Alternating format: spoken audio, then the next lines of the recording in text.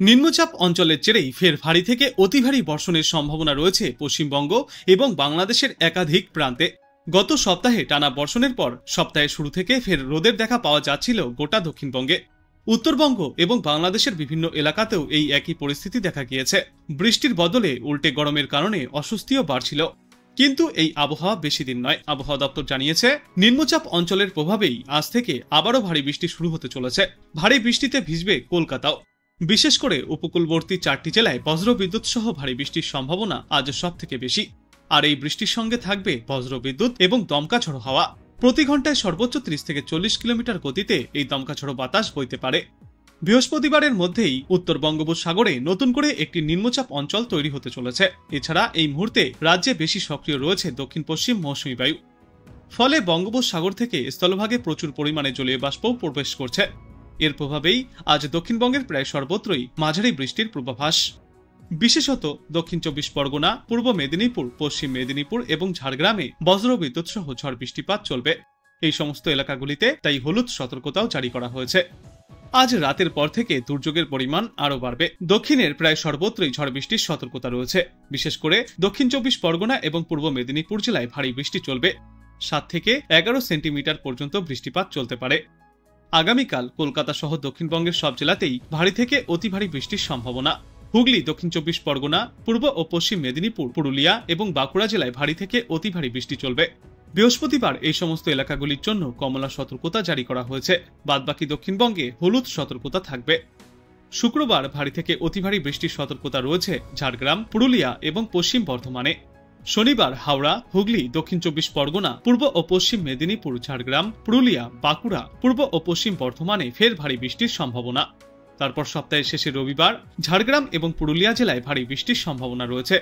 দক্ষিণের বাদবাকি জেলাগুলির জন্য কোথাও কোনো সতর্কতা নেই। তবে এই দুই জেলার জন্য রবিবার দিন হলুদ সতর্কতা জারি থাকবে। উত্তরবঙ্গে আপাতত টানা 2 দিন কোনো দুর্যোগের সম্ভাবনা নেই। তবে শুক্রবার থেকে ফের ভারী বৃষ্টি শুরু হতে পারে।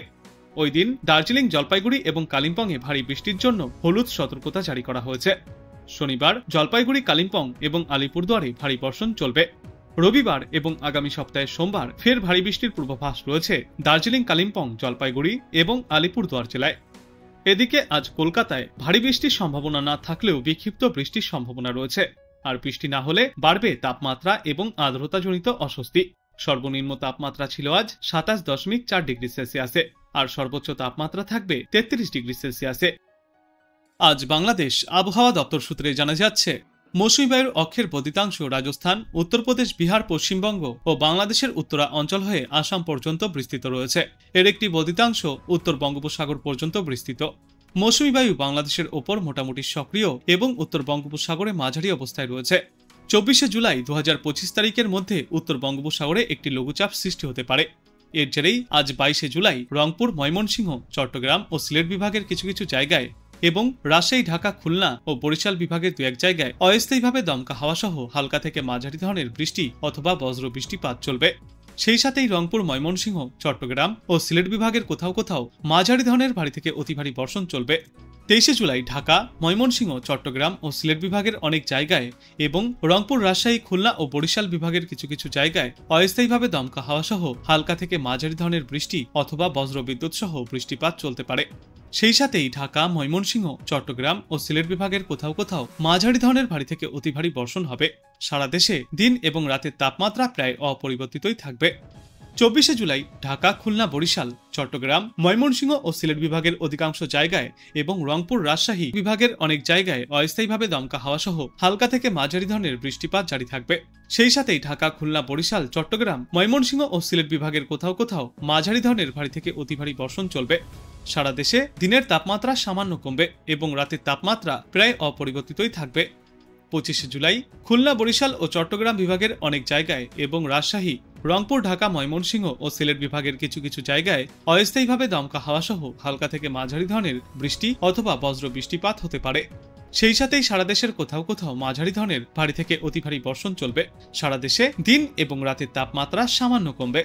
26শে জুলাই খুলনা, বরিশাল ও চট্টগ্রাম বিভাগের অধিকাংশ জায়গায় এবং রাজশাহী, রংপুর, ঢাকা, ময়মনসিংহ ও সিলেট বিভাগের অনেক জায়গায় অস্থায়ীভাবে দমকা হাওয়া সহ হালকা থেকে মাঝারি ধরনের বৃষ্টি অথবা বজ্র বৃষ্টিপাত হতে পারে।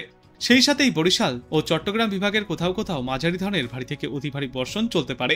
সারা দেশে দিন এবং রাতের তাপমাত্রা সামান্য কমবে এবং এর পরবর্তী 3-5 সমগ্র বাংলাদেশ জুড়েই বৃষ্টিপাতের প্রবণতা অব্যাহত থাকবে। তাই তাপমাত্রা কিছুটা হলেও নিম্নমুখী হবে। আর একটানা চলা বৃষ্টির জেরে নদীর জলস্তর বাড়তে পারে, নিচু এলাকাগুলিতে বন্যার সম্ভাবনাও তৈরি হবে।